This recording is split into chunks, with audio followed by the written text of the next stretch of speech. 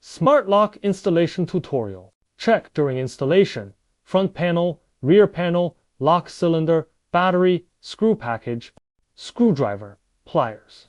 First step, install the lock core. Cut off the part that extends 3 centimeters beyond the door.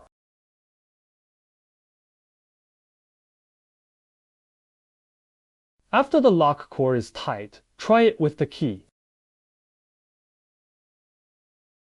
The second step is to install the bolts on the front panel. Tighten them. Step 3. Pass the cable through the hole. Installing the secondary lock bolt. Insert the square steel. Connect the back panel with the cable. Put the extra cable into the door.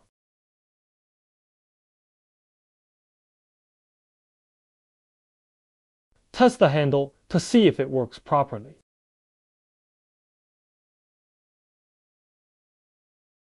Screw on these Rosses. Installing the battery.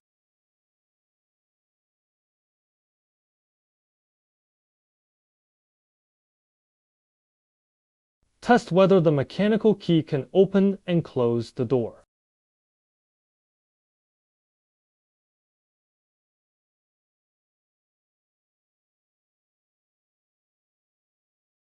Check the screen is okay.